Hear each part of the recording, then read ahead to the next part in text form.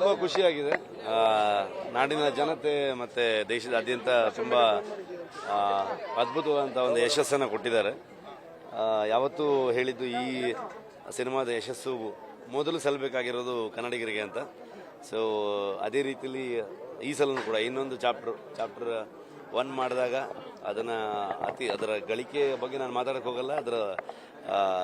ಅದನ್ನು ತಲುಪಿಸಿರೋ ರೀತಿ, ಜನರಿಗೆ ಅದನ್ನು ಅವರು ಒಪ್ಕೊಂಡಿರೋ ರೀತಿ ತುಂಬ ಖುಷಿಯಾಗಿದೆ.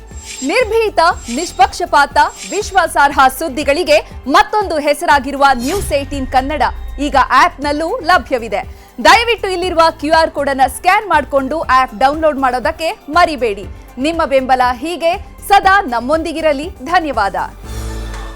ಸೊ ತಮ್ಮೆಲ್ಲರಿಗೂ ಈ ಮೂಲಕ ನಾನು ಧನ್ಯವಾದ ತಿಳಿಸೋದಕ್ಕೆ ಇಷ್ಟಪಡ್ತೀನಿ. ಅದ್ರ ಜೊತೆಗೆ ಸಿನಿಮಾದಲ್ಲೂ ಕೂಡ ಸುಮಾರಷ್ಟು ವಿಚಾರಗಳು ನೀವು ನೋಡಿರ್ತೀರ. ತಾಯಿ ಚಾಮುಂಡೇಶ್ವರಿ ಆಶೀರ್ವಾದ ಪಡ್ಕೊಂಡು ಹೋಗೋಣ ಅಂತ ಅಂದ್ಕೊಂಡು ಬಂದಿದ್ದೀನಿ. ತುಂಬ ಒಳ್ಳೆಯ ದರ್ಶನ ಸಿಕ್ಕಿದೆ. ಸೊ ತಾಯಿ ಆಶೀರ್ವಾದ ತಗೊಂಡು ಹೊರಡ್ತಾ ಇದ್ದೀನಿ ಇಲ್ಲಿಂದ. Thank you so much. ಸಿನಿಮಾದಲ್ಲಿ ದೈವವನ್ನು ತೋರಿಸುವಾಗ ದೈವದ ಅನುಮತಿ, ದೈವಕ್ಕೆ ಕೃತಜ್ಞತೆ ಸಲ್ಲಿಸುವಂತ ಕೆಲಸವನ್ನು ರಿಷಬ್ ಶೆಟ್ಟಿ ಅವರು ಮಾಡಿದ್ರು. ಚಾಮುಂಡಿಯ ಪಾತ್ರವೂ ಸಹ ತಾಯಿಗೆ ಒಂದು ಕೃತಜ್ಞತೆಯ, ತಾಯಿಯ ಅನುಮತಿಯ ಕೆಲವೊಂದು ದೇವರಿಗೆ ಸಂಬಂಧಪಟ್ಟಿರುವಂಥ ವಿಚಾರಗಳನ್ನು ಸಿನಿಮಾದಲ್ಲಷ್ಟೇ ಹೇಳ್ತೀನಿ. ಅದರ ಬಗ್ಗೆ ಹೆಚ್ಚು ಮಾತಾಡೋದಕ್ಕೆ ಹೋಗಲ್ಲ ನಾನು. ತಾಯಿ ಆಶೀರ್ವಾದ ಇದ್ದಿದ್ದಕ್ಕೇ, ಆ ದೈವಗಳ ಆಶೀರ್ವಾದ ಇದ್ದಿದ್ದಕ್ಕೇ ನಮಗೆ ಆ ಸಿನಿಮಾನ ಮಾಡೋದಕ್ಕಾಗಿದ್ದು ಮತ್ತು ಅದನ್ನು ಸರಿಯಾದ ರೀತಿಯಲ್ಲಿ ಮುಗಿಸಿ ಇವತ್ತು ಜನರಿಗೆ ಅದನ್ನು ತಲುಪಿಸೋದಕ್ಕಾಗಿರೋದು ಅಂತ ಅಂದ್ಕೊಳ್ತೀನಿ ನಾನು. ಖಂಡಿತವಾಗ್ಲೂ ನಮ್ಮ ಇಡೀ ತಂಡದ ಮೇಲೆ ಆ ತಾಯಿ ಆಶೀರ್ವಾದ ಇದೆ ಅಂತ ನಾನು ಯಾವತ್ತೂ ನಾನು ದೈವವನ್ನು ನಂಬುವಂಥವನು, ದೈವವನ್ನು ಆರಾಧನೆ ಮಾಡುವಂಥವನು. ಸೊ ಹಾಗಾಗಿ ಸಿನಿಮಾದಲ್ಲಿ ಯಾವತ್ತೂ ಕೂಡ ದೈವದ ಅನುಮತಿಯನ್ನು ತಗೊಂಡಾಗಲಿ ಅಥವಾ ಸಿನಿಮಾದಲ್ಲಿ ದೈವವನ್ನು ತೋರಿಸೋ ರೀತಿ ಆಗಲಿ ಎಲ್ಲೂ ಅದು ಏನೂ ಹೆಚ್ಚು ಕಮ್ಮಿ ಆಗಬಾರ್ದು, ಅದಕ್ಕೆ ಯಾವ ರೀತಿಯಾದಂಥ ತಪ್ಪುಗಳಾಗಬಾರ್ದು ಅನ್ನುವಂತಹ ಗಮನ ಇಟ್ಟುಕೊಂಡೇ ಸಿನಿಮಾವನ್ನು ಮಾಡಿರುವಂಥದ್ದು. ಎಲ್ಲ ಹಿರಿಯರ ಒಂದು ಮಾರ್ಗದರ್ಶನದಲ್ಲಿ ಸಿನಿಮಾ ಮಾಡಿರುವಂಥದ್ದು. ಪ್ರತಿಯೊಂದು ವಿಚಾರಗಳಿಗೂ ಅವರವ್ರದ್ದು ಆದಂತಹ ಪರ್ಸ್ಪೆಕ್ಟಿವ್ಗಳಿರುತ್ತೆ. ಹಾಗಾಗಿ ಎಲ್ಲರಿಗೂ ಅವ್ರಿಗೆ ಹೇಳುವಂಥ ಹಕ್ಕಿರುತ್ತೆ. ಅವರವರು ಹೇಳುವಂಥದ್ದು ಹೇಳ್ತಾರೆ. ನನಗೂ ಮತ್ತು ದೈವಕ್ಕೂ ಏನು ವಿಚಾರ ಇರುತ್ತೆ, ನಾನು ಯಾವ ರೀತಿಯಲ್ಲಿ ನಂಬ್ತೀನಿ ಅದನ್ನು, ಸಿನಿಮಾದಲ್ಲಿ ಯಾವ ರೀತಿಯಲ್ಲಿ ತರಬೇಕು ಅಂದ್ಕೊಂಡೆ ಅದನ್ನು. ಸೊ ಆ ರೀತಿಯಲ್ಲಿ ತಂದಿದ್ದೀವಿ ಅದನ್ನು. ನಾನು ಹೊಸಬ ಅಲ್ಲ, ಇದು ಹಿಂದಿನ ಕೂಡ ತಂದಿದ್ದರು, ಮುಂದೇನೂ ಕೂಡ ತರೋರು ಇರ್ತಾರೆ. ತರೋರು ಸರಿಯಾದ ರೀತಿಯಲ್ಲಿ ತರಬೇಕು ಅಂತ ಅಂದ್ಕೊಂಡು ನಾನು ಹೇಳ್ತೀನಿ ಅಷ್ಟೇ. Thank you. ಈಗ ರಾಷ್ಟ್ರೀಯ ಅಂತಾರಾಷ್ಟ್ರೀಯ ಮಟ್ಟದಲ್ಲಿ ಕನ್ನಡ ಸಿನಿಮಾ ರಂಗ ಮುನ್ನುಗ್ತಾ ಇರುವಂಥದ್ದು, ಈ ಒಂದು ಪ್ರತಿಕ್ರಿಯೆ ಹೇಗಿದೆ ಸರ್? ತುಂಬ ಖುಷಿಯಾಗುತ್ತೆ. ಇವತ್ತು ನಾನು ಕುಂದಾಪುರದ ಒಂದು ಕೆರಾಡಿ ಅನ್ನುವಂಥ ಒಂದು ಗ್ರಾಮದಿಂದ ಬಂದು ಒಂದು ಚಿತ್ರರಂಗದಲ್ಲಿ ಒಂದು ಅವಕಾಶಗಳನ್ನು ತಗೊಂಡು ಹಲವಾರು ವರ್ಷಗಳಲ್ಲಿ ಕೆಲಸ ಮಾಡಿ ಇವತ್ತು ನಾವು ಸಿನಿಮಾಗಳು ಮಾಡಿದಾಗ ಅದನ್ನು ಜನರಿಗೆ ರೀಚ್ ಆಗೋ ರೀತಿ ಮೊದಲು ತುಂಬ ಕಷ್ಟ ಆಗ್ತಾಯಿತ್ತು. ನಮಗೆ ಬರೀ ಕರ್ನಾಟಕಕ್ಕಷ್ಟೇ ಸೀಮಿತವಾಗಿದ್ವಿ ನಾವು. ಈಗ ಅದನ್ನು ಹೊರಗಡೆ ಜನರು ಕೂಡ ನಮ್ಮ ಸಿನಿಮಾವನ್ನು ಒಪ್ಕೊಳ್ಳುವಂಥದ್ದು ಮತ್ತು ಅದನ್ನು ತಲುಪುವ ರೀತಿ. ಸೊ ಅಂತಾರಾಷ್ಟ್ರೀಯ ಮಟ್ಟದವರೆಗೆ ನಮ್ಮ ಕನ್ನಡಿಗರಾಗ್ಬೋದು ಮತ್ತು ಬೇರೆ ಎಲ್ಲ ಭಾಷೆಯ ಸಿನಿಮಾ ಪ್ರೇಕ್ಷಕರು ನೋಡಿದಾಗ ಚಿತ್ರರಂಗಕ್ಕೆ ಒಂದು ಒಳ್ಳೆಯ ಬೆಳವಣಿಗೆ ಮತ್ತು ಒಂದು ಸಂತೋಷ ಆಗುತ್ತೆ. ನಮ್ಮ ಕೆಲಸವನ್ನು ಹೊರಗಡೆನೂ ಕೂಡ ತುಂಬ ಜನ ಅಪ್ರಿಷಿಯೇಟ್ ಮಾಡ್ತಾರೆ ಅನ್ನೋಂಥದ್ದು ಅದೊಂದು ವಿಶೇಷವಾದ ಶಕ್ತಿ ಮತ್ತು ಚೈತನ್ಯ ಕೊಡುತ್ತೆ. ಇನ್ನೂ ಒಳ್ಳೆಯ ಕೆಲಸಗಳನ್ನ ಮಾಡೋಣ ಅನ್ನುವಂಥ ಒಂದು ನಿಟ್ಟಿನಲ್ಲಿ. ಪಾರ್ಟ್ 2 ತೋರಿಸಿ, ಪಾರ್ಟ್ 1 ತೋರಿಸಿದ್ರಿ, ವಾಟ್ ನೆಕ್ಸ್ಟ್? ಮತ್ತೆ ಇನ್ನು ಎಷ್ಟು ವರ್ಷ ಕಾಯಬೇಕು? ಅದ್ರ ಬಗ್ಗೆ ನಾನು ಈಗೇನು ಹೇಳಲ್ಲ. ಸೊ ಮುಂದಿನ ಚಿತ್ರ ಜೈ ಹನುಮಾನ್ ಮಾಡ್ತಾ ಇದ್ದೀನಿ. ಸೊ ಅದನ್ನಷ್ಟೇ ನಾನು ಹೇಳಬಲ್ಲೆ ಅಷ್ಟೇ. ತುಂಬ ಚೆನ್ನಾಗಿತ್ತು. ನಮಗೆ ಹೇಗೆ ಇಲ್ಲಿ ಅವ್ರ ಹತ್ರನೂ ಕೂಡ ಅದನ್ನೇ ಹೇಳಿದೆ ನಾನು. ನಮಗೆ ಹೇಗೆ ಇಲ್ಲಿ ಅಣ್ಣವರು ನಾವು ಅಷ್ಟು ಅವ್ರನ್ನ ಪ್ರೀತಿಯಿಂದ ನೋಡ್ತೀವಿ, ಅಭಿಮಾನದಿಂದ ನೋಡ್ತೀವಿ. ಸೊ ಹಿಂದಿ ಚಿತ್ರರಂಗ ಅಂದ ತಕ್ಷಣ ಅಲ್ಲಿ ಅಮಿತಾಬ್ ಬಚ್ಚನ್ ಅವ್ರನ್ನು ಕೂಡ ಅದೇ ರೀತಿಯಲ್ಲಿ ನೋಡುವಂಥದ್ದು. ಮತ್ತು ನಮಗೆ ಏನಂತಂದರೆ ಅಣ್ಣವರು ಮತ್ತು ಅವರು ತುಂಬ ಒಳ್ಳೆಯ ಸ್ನೇಹಿತರಾಗಿದ್ದರು. ಸೊ ಹಾಗಾಗಿ ಅದರ ಅನುಭವನೂ ಕೂಡ ಅವರು ಹಂಚಿಕೊಂಡಿದ್ರು. ಅಣ್ಣವರು ವಿಶೇಷ ಅವರ ಒಂದು ವ್ಯಕ್ತಿತ್ವದ ಬಗ್ಗೆ ಕೂಡ ತುಂಬ ಹೆಮ್ಮೆಯಿಂದ ಅವರು ಹಂಚಿಕೊಂಡಿರುವಂಥದ್ದು.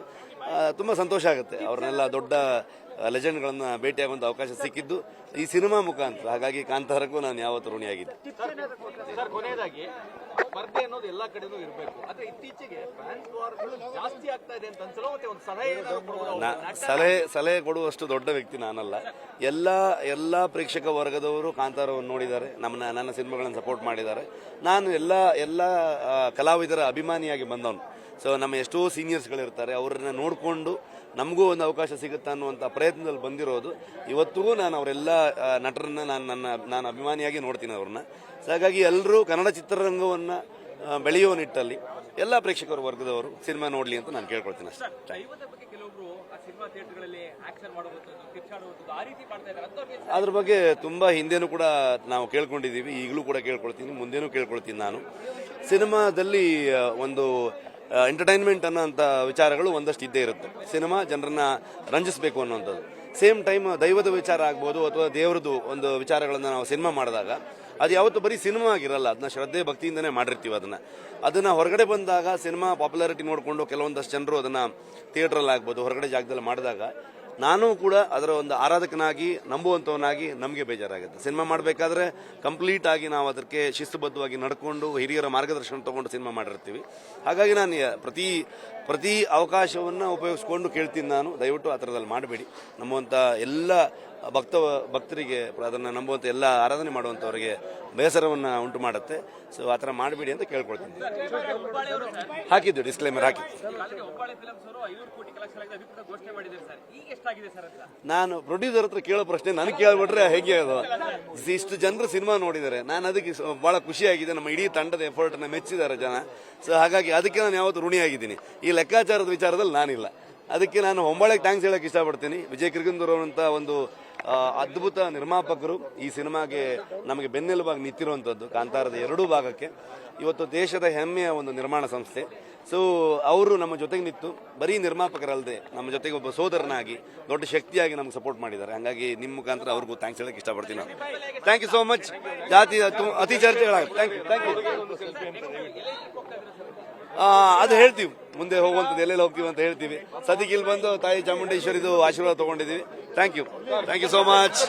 ನಿರ್ಭೀತ, ನಿಷ್ಪಕ್ಷಪಾತ, ವಿಶ್ವಾಸಾರ್ಹ ಸುದ್ದಿಗಳಿಗೆ ಮತ್ತೊಂದು ಹೆಸರಾಗಿರೋ ನ್ಯೂಸ್ 18 ಕನ್ನಡ ಈಗ ಆಪ್ನಲ್ಲೂ ಲಭ್ಯ ಇದೆ. ದಯವಿಟ್ಟು ಇಲ್ಲಿರೋ QR ಕೋಡ್ ಅನ್ನ ಸ್ಕ್ಯಾನ್ ಮಾಡಿಕೊಂಡು ಆಪ್ ಡೌನ್ಲೋಡ್ ಮಾಡೋದಕ್ಕೆ ಮರಿಬೇಡಿ. ನಿಮ್ಮ ಬೆಂಬಲ ಹೀಗೆ ಸದಾ ನಮ್ಮೊಂದಿಗಿರಲಿ. ಧನ್ಯವಾದ.